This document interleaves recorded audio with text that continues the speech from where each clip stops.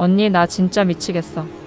시어머니 없는 사람들이 내 인생 최대의 부러움이라니. 매일 아침 현관문 열리는 소리만 들리면 심장이 덜덜 떨려. 이게 내 집인지 시댁 연장선인지 모르겠다니. 애 봐주는 건 고마운데 그 특유의 노인네 냄새랑 참견 진짜 진절이나. 차라리 돈 주고 도우미 쓰는 게 100번 1000번 속 편해. 복도 끝에서 멈춰선 명숙의 손엔 갓 쪄낸 따끈한 단호박 떡이 들려 있었습니다. 며느리 수진이 제일 좋아한다는 말에 새벽부터 방앗간을 다녀와 정성껏 준비한 것이었죠.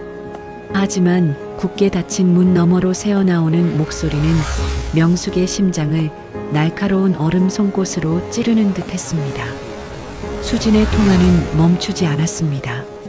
친구에게 하소연하듯 쏟아내는 그 말들은 지난 5년 동안 명숙이 바친 모든 시간을 쓰레기통에 쳐넣는 것과 다름없었지요. 명숙은 차마 현관 비밀번호를 누를 수 없었습니다. 손이 떨려 비닐봉지가 바스락거리는 소리조차 죄를 짓는 것처럼 느껴졌습니다. 명숙은 조용히 뒤를 돌아 아파트 비상계단으로 향했습니다. 계단에 주저앉아 멍하니 벽을 바라보는데 갑자기 눈앞이 흐릿해집니다. 평생을 자식을 위해 살았습니다. 남편을 일찍 보내고 오로지 아들 동우 하나만 바라보며 시장 바닥에서 생선 비린내를 맡으며 버틴 세월이었습니다. 아들이 결혼할 때 명숙은 그것이 제 인생의 완성인 줄로만 알았습니다. 하지만 지금 명숙의 귀에 맴도는 것은 노인네 냄새와 진절이 난다는 며느리의 차가운 냉소뿐입니다. 명숙은 자신의 옷소매를 코에 가져다 댔습니다. 그저 며느리와 아들에게 맛있는 밥을 해주고 싶어 묻은 마늘 냄새와 된장 냄새였습니다. 그것이 누군가에게는 구역질 나는 악취였다는 사실을 명숙은 60이 넘은 오늘에서야 비로소 깨닫게 됩니다.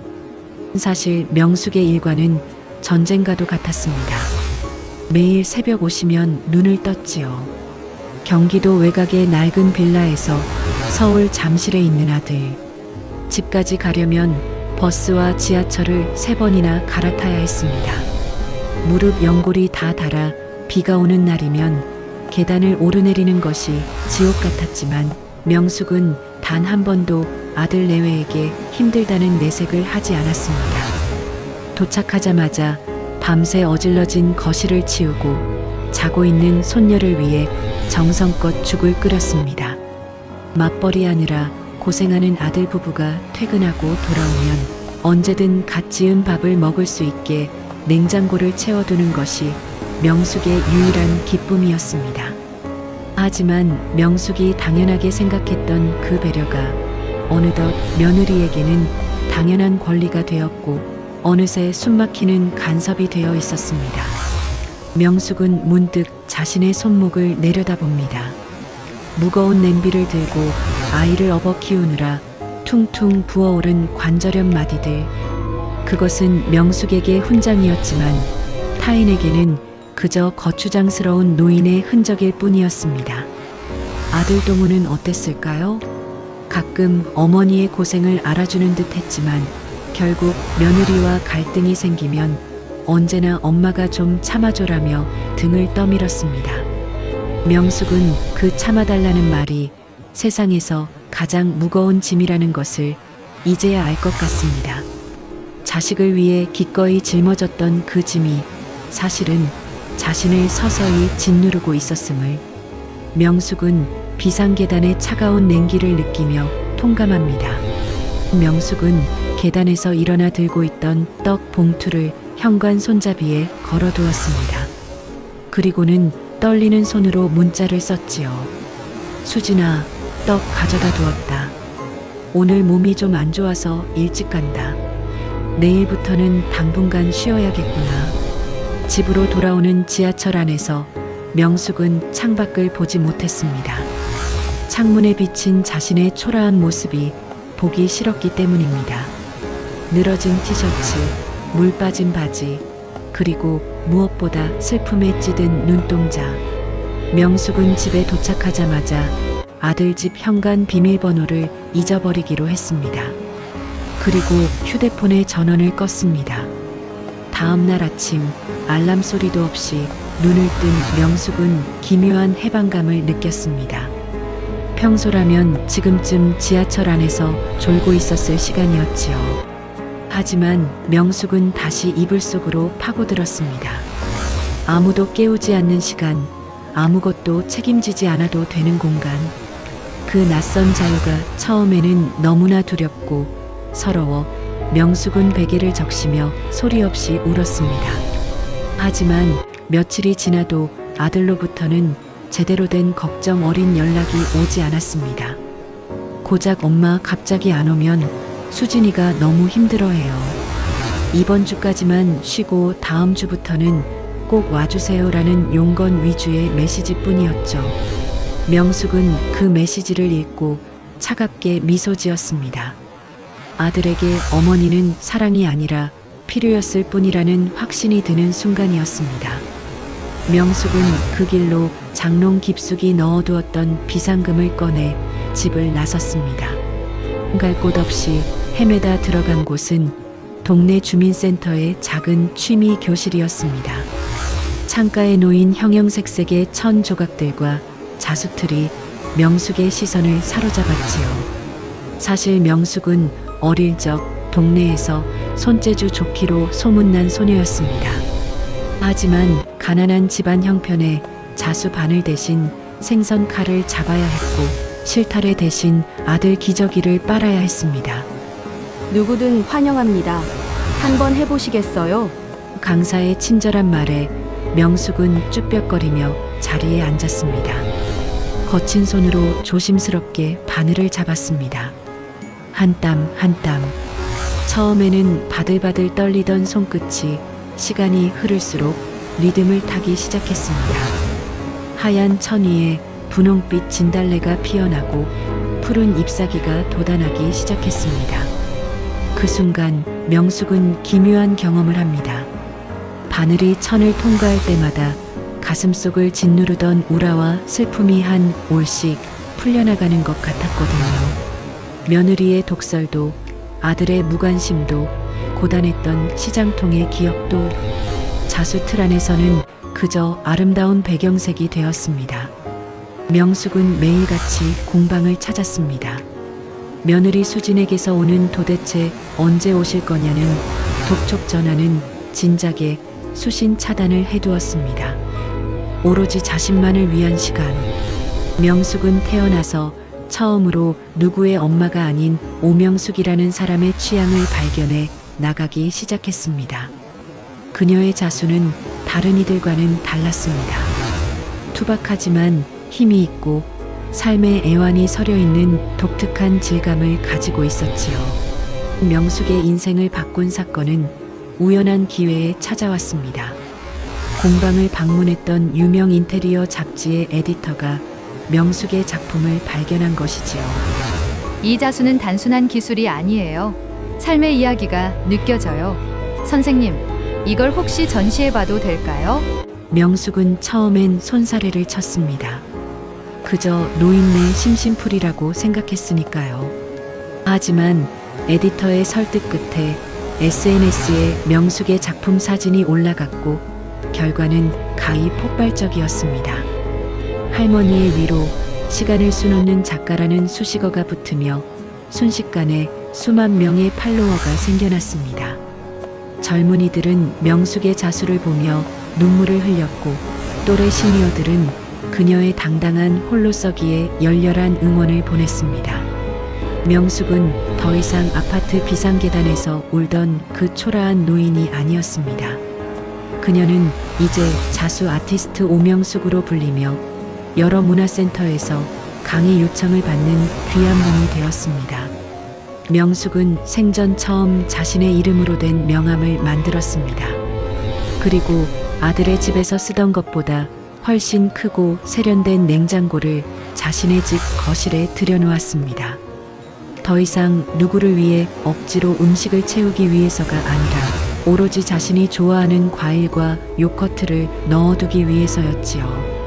명숙의 얼굴엔 며느리가 말했던 노인네 냄새 대신 은은한 꽃향기와 자신감이 감돌기 시작했습니다. 하지만 명숙이 화려하게 피어날수록 그녀의 도움 없이는 아무것도 하지 못했던 아들. 동우의 가정은 서서히 무너져 내리고 있었습니다. 명숙의 부재는 그들에게 생각보다 훨씬 치명적인 현실이었습니다. 명숙이 자리를 비운 아들 동우의 집은 그야말로 아수라장이었습니다. 처음 며칠은 며느리 수진도 큰 소리를 쳤지요. 돈 주고 도우미 쓰면 되지. 어머니 잔소리 안 들어서 시원하다면서요. 하지만 현실은 녹록지 않았습니다. 비싼 돈을 주고 부른 도우미는 명숙처럼 집안 구석구석을 제 일처럼 돌보지 않았습니다. 반찬은 매일 사먹는 자극적인 것들로 채워졌고 손녀 유나는 할머니의 따뜻한 손길이 그리워 밤마다 울며 보챘습니다. 맞벌이 부부에게 가사와 육아라는 거대한 짐이 온전히 돌아오자 집안은 매일같이 비명과 짜증으로 가득 찼습니다. 수지는 퇴근 후에도 쉴 틈 없이 쌓인 설거지와 빨래 더미를 보며 절망했습니다. 직장에서도 마찬가지였습니다. 아이를 봐줄 사람이 없어 급하게 연차를 쓰고 회의 도중 아이 학교에서 온 연락을 받느라 업무 실수가 잦아졌지요. 상사의 눈치는 매서워졌고 수진의 커리어는 위태로워졌습니다. 그제야 수진은 깨달았습니다. 자신이 그토록 무시하고 악취라 비하했던 시어머니의 헌신이 사실은 자신들의 화려한 삶을 지탱해주던 가장 단단한 주춧돌이었다는 사실을요. 하지만 이미 명숙의 마음은 굳게 닫힌 상태였습니다. 아들 동우가 몇 번이고 전화를 걸고 집 앞으로 찾아왔지만 명숙은 단 한 번도 문을 열어주지 않았습니다. 동우는 문 밖에서 소리쳤습니다. 엄마, 수진이가 잘못했대요. 한 번만 용서하고 돌아와 주세요. 우리 집 진짜 망하게 생겼단 말이에요. 그 목소리에는 어머니에 대한 걱정보다 자신들의 불편함에 대한 원망이 더 짙게 배어 있었습니다. 그러던 어느 주말 동우네 가족은 거실 TV를 켜놓고 멍하니 앉아있다가 소스라치게 놀라고 맙니다. 지역 방송국의 성공한 시니어를 다루는 다큐멘터리에 익숙한 얼굴이 등장했기 때문입니다. 세련된 개량 한복을 입고 단정하게 머리를 올린 명숙이 환하게 웃으며 자수 작품을 설명하고 있었습니다. 화면 속의 명숙은 더 이상 구부정하게 아들집 현관을 넘나들던 그 무료 도우미가 아니었습니다. 없는 사람처럼 살았더니 비로소 진짜 나를 찾았습니다라고 말하는 그녀의 목소리는 우아하고 힘이 넘쳤습니다. 며느리 수지는 입을 다물지 못했습니다. 자신이 무시했던 시어머니가 사실은 수천 명의 팬을 거느린 예술가로 추앙받고 있었다니 믿기지 않는 현실이었지요. 수지는 질투와 후회가 뒤섞인 복잡한 감정에 휩싸였습니다. 어머니가 돈을 벌기 시작했다는 사실을 알게 되자 동우의 눈빛도 달라졌습니다. 그들은 이제 명숙을 살림꾼이 아닌 경제적 도움을 줄 수 있는 존재로 다시 보기 시작했습니다. 인간의 욕심이란 참으로 간사한 법이지요. 그들은 사과를 빌미로 명숙의 공방을 찾아갈 계획을 세웁니다. 그들이 기억하는 명숙은 늘 모질지 못하고 자식 일이라면 금세 마음을 풀던 약한 엄마였습니다. 이번에도 아이를 앞세워 눈물을 흘리면 금방 돌아올 것이라 믿었지요. 하지만 그들이 간과한 것이 있었습니다. 명숙은 이미 자신의 가치를 스스로 증명해낸 완전히 다른 사람이 되어 있었다는 사실을요. 어머니, 제가 정말 죽을 죄를 지었어요. 그날은 제가 너무 힘들어서 제정신이 아니었나 봐요. 어머니 없으니까 저희 집 정말 지옥이에요. 유나 생각해서라도 제발 한 번만 다시 와주시면 안 될까요? 엄마, 이제 돈도 많이 버시는데 굳이 고생하지 마시고 저희 집 오셔서 애 보면서 편하게 지내세요. 저희가 잘할게요. 명숙은 자수 바늘을 내려놓고 고요하게 아들 내외를 바라보았습니다. 예전 같으면 며느리의 눈물 한 방울에 가슴이 철렁했겠지만 지금 명숙의 가슴은 차갑게 식어 있었습니다. 아들 동우의 말은 더욱 가관이었지요. 명숙의 성공을 편하게 지낼 기회로 포장하며 다시 자신들의 집으로 끌어들이려는 신보가 너무나 투명하게 보였습니다. 명숙은 천천히 자리에서 일어났습니다. 그리고 공방 벽에 걸린 자신의 작품들을 가리켰습니다. 이 작품들 보이니? 한 땀 한 땀 내 혼을 갈아 넣은 것들이야. 너희 집에서 빨래하고 설거지할 때는 내 혼이 어디 있는지조차 모르고 살았단다. 명숙의 목소리는 낮았지만 방 안을 꽉 채울 만큼 단호했습니다. 수지는 당황하며 손녀 유나를 명숙의 품에 안기려 했습니다. 아이를 이용해 명숙의 모성애를 자극하려는 심산이었지요. 유나는 영문도 모른 채 할머니, 우리 집 가자라며 울먹였습니다. 명숙의 눈가가 잠시 떨렸습니다. 자식은 버려도 손주는 눈에 밟히는 것이 할머니의 마음이니까요. 동우와 수지는 회심의 미소를 지었습니다. 역시 애를 데려오길 잘했어라고 생각하면서요. 하지만 명숙은 아이의 머리를 부드럽게 쓰다듬어 준 뒤 다시 수진의 품으로 돌려보냈습니다. 명숙은 깨달았습니다. 지금 여기서 마음을 약하게 먹는다면 다시는 오명숙으로 살 수 없다는 것을요. 며느리가 했던 시어머니 없는 사람들이 부럽다는 말은 명숙에게 영원히 지워지지 않는 낙인이 되어 그녀를 지켜주는 방패가 되었습니다. 명숙은 가방에서 서류 한 봉투를 꺼내 탁자 위에 올려두었습니다. 그것은 명숙이 공방을 운영하며 얻은 수익의 일부를 떼어 만든 아들의 학자금 대출 상환, 증명서와 작은 전세자금 보탬이었습니다. 이게 내가 너희에게 주는 마지막 선물이다. 부모로서 할 도리는 여기까지야. 아들 동우는 당황하며 서류를 확인했습니다. 엄마, 이게 무슨 소리예요? 전세 자금이라니요. 같이 살아야죠. 명숙은 고개를 저었습니다.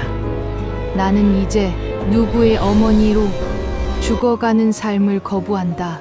나는 이제 작가 오명숙으로 살 거야. 너희가 힘들든 직장을 그만두든 그것은 너희 부부가 감당해야 할 인생의 무게란다. 수지는 믿기지 않는다는 듯 소리쳤습니다.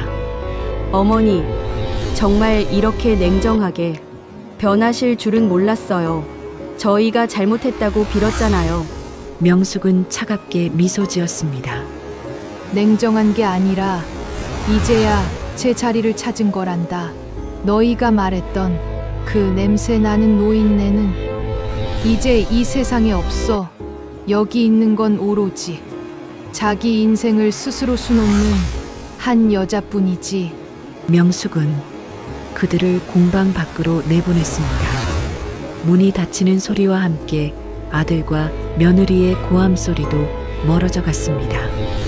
공방 안에는 다시 정적이 찾아왔고 명숙은 깊은 한숨을 내쉬었습니다.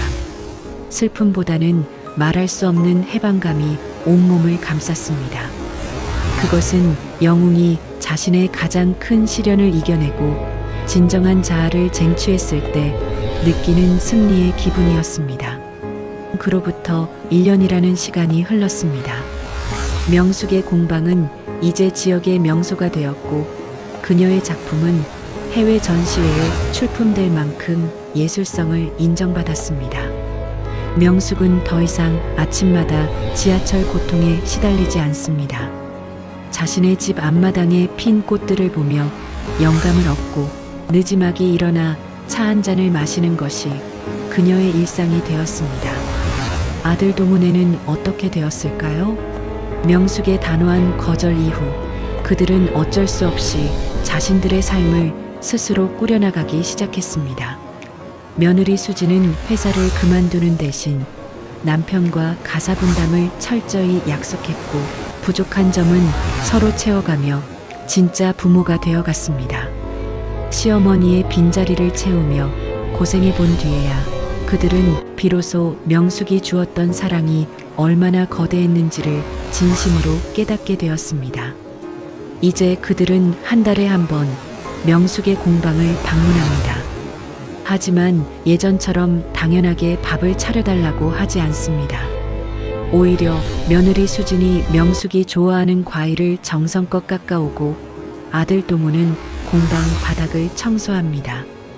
그들은 이제 명숙을 부려먹을 존재가 아닌 존경하는 어른으로 대하기 시작했습니다.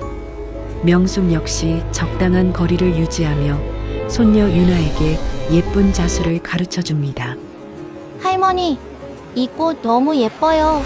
아이의 웃음소리에 명숙은 비로소 진정한 가족의 의미를 되새깁니다. 헌신만 있는 관계는 결국 부패하지만 서로를 독립적인 인격체로 존중하는 관계는 이토록 아름다운 꽃을 피운다는 사실을요. 어느덧 해가 뉘엿뉘엿 저무는 오후, 명숙은 전시장 한가운데 서 있습니다. 그녀의 첫 개인전 오프닝 날입니다. 전시장 입구에는 커다란 현수막이 걸려 있습니다. 꽃보다 고운 나의 이름 오명숙 자수전. 수많은 사람이 명숙에게 축하 인사를 건넵니다. 명숙은 환하게 웃으며 그들과 악수를 나눕니다. 문득 거울 속에 비친 자신의 모습을 봅니다. 주름진 눈가에는 인자함이 가득하고 당당하게 편 허리에서는 범접할 수 없는 기품이 느껴집니다. 명숙은 자신의 코끝에 감도는 꽃향기를 맡으며 미소 짓습니다. 이제 명숙에게서는 더 이상 며느리가 비하했던 그 노인네 냄새가 나지 않습니다. 그것은 치열하게 살아온 인생의 향기이자 스스로를 사랑하기 시작한 사람에게서만 나는 고귀한 향기였습니다. 명숙은 전시장을 가득 채운 자신의 작품들을 하나하나 눈에 담으며 마지막 독백을 남깁니다. 내 인생이라는 천에 슬픔이라는 실로 배경을 깔고 배신이라는 바늘로 상처를 냈지만 결국 그 자리에 나라는 예쁜 꽃을 수놓았네. 얘야, 너희들도 부디 너희만의 인생을 예쁘게 수놓길 바란다. 이 할머니는 이제야 진짜 봄날을 산단다. 혹시 여러분도 지금 누군가의 배경으로만 살고 계시지는 않나요? 이 나이에 뭘 하겠어라는 말로 스스로를 가두고 계시지는 않습니까? 명숙 씨가 60이 넘은 나이에 바늘을 잡고 제2의 인생을 시작했듯 당신의 진짜 인생도 바로 지금 이 순간부터 시작될 수 있습니다. 자식에게 쏟았던 정성의 딱 절반만이라도 오늘 하루는 오직 당신 자신을 위해 써보시길 바랍니다. 당신이 스스로를 사랑하기 시작할 때 세상은 비로소 당신을 누구의 어머니가 아닌 빛나는 당신으로 대접할 것입니다. 여러분의 가슴 속에 잠들어 있는 그 예쁜 꽃이 명숙 씨처럼 활짝 피어나길 진심으로 응원합니다.